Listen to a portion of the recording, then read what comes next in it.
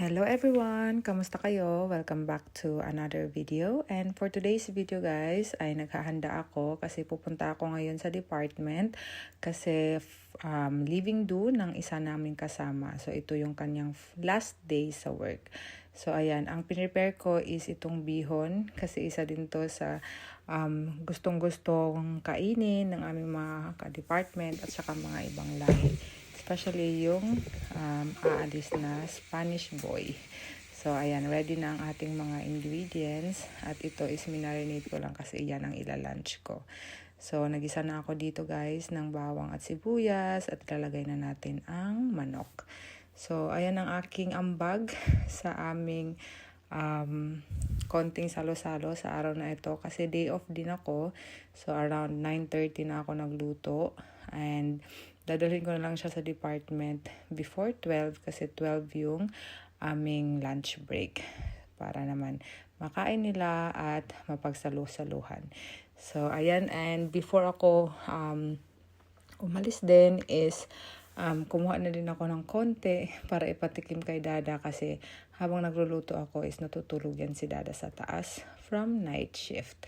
So, ayan, ginisa ko lang yung ating manok at nilagyan ng toyo at saka paminta. And then itong carrot. Ito na yung ating carrot. At sa kabilang kaldero guys, isinagay ko na doon yung bihon. So, tubig lang yon na niligyan ko ng toyo at saka nor cubes at saka yung bihon. And then, papakuluan lang natin para maluto yung bihon. So, sa kawali naman na isa is nilagay ko na yung cabbage para maluto na din. At ang gagawin ko dito is ilalagay ko na lang siya sa container. Parang itatoppings ko na lang yung gulay.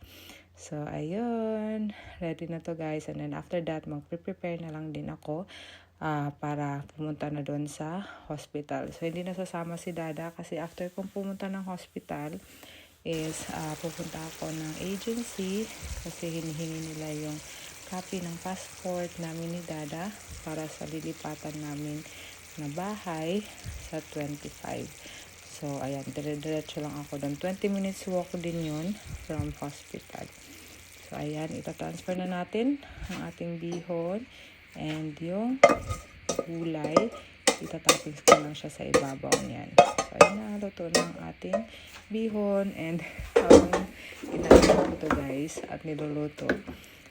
Pray ako ng pray na sana masarap at sana magustuhan ng mga katrabaho ko kasi nga nakakaya naman pag hindi masarap, di ba? Pero yon tawag dito, pinipray-over ko yung aking pagluluto. So, sabi naman nung kasama ko, kasi sinabihan ko na yung lalagyan, pakitabi na lang itong lalagyan na yan. Sabi niya, masarap naman daw na naubos nila. Praise God. So, answer prayer tayo. Ayan. And nasarapan din naman si Dada kasi kumain siya nito kasi binigyan ko siya for his lunch. So, itry na natin.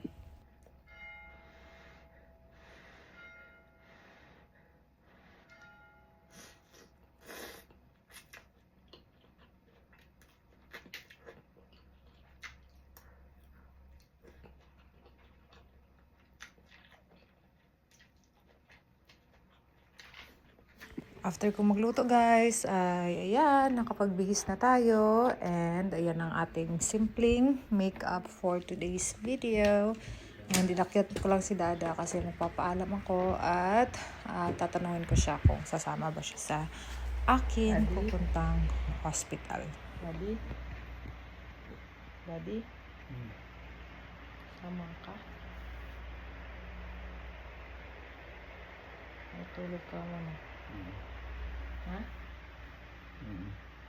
Hindi ka sama sa sa agency?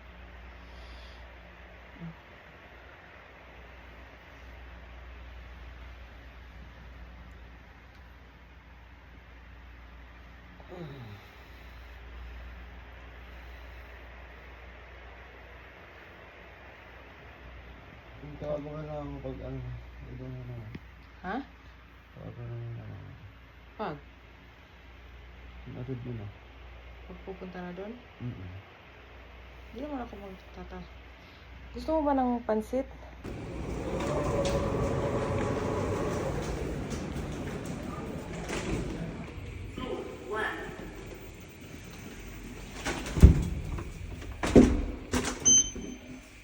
Door closing.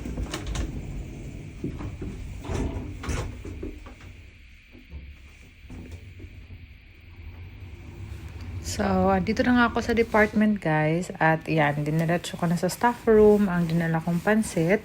At ito na yung mga food na nandito ngayon sa department na dala ng aming mga katrabaho. So, ayan. Then, after that guys, is pumunta na ako sa agency kung saan ko ibibigay ang aming copy ng passport. Ayan, may mga flowers na kasi pa-spring na dito. So, longer days and much more warmer, which is sobrang, yun talaga ang maganda. Kasi nga, pag sobrang lamig, nakakatamad gumalaw. But praise God kasi masi-spring na. And then, nandito na tayo sa may Tivoli Circus kung saan located yung agency na namin dito sa pangalawang property. Yan yung Red Morris na agency. So, after that is pumunta na ako ng town ulit at dumaan dito sa Ticketmax kasi bibili lang sana ako ng underwear. At ayan na yung nabili ko, underwear at saka sponge, mommy scrub. So, ayan guys, ang nabili ko doon sa Ticketmax. Kasi nga, yung underwear ko dito guys is high waist siya. And kailangan yung low waist. Then, nandito na ako sa bahay at dumaan din pala ako sa Tesco kasi bumili ng mangga at mantika. So, ito yung aking nabili sa Ticketmax. And then, ayan, scrub mommy na sponge and mangga, then mantika.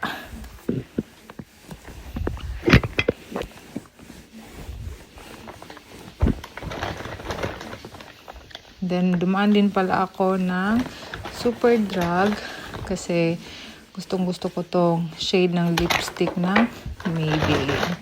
So, ayan lang guys ang aking ganap for today's video. Salamat sa inyong panonood and see you on our next one. Bye-bye! God bless!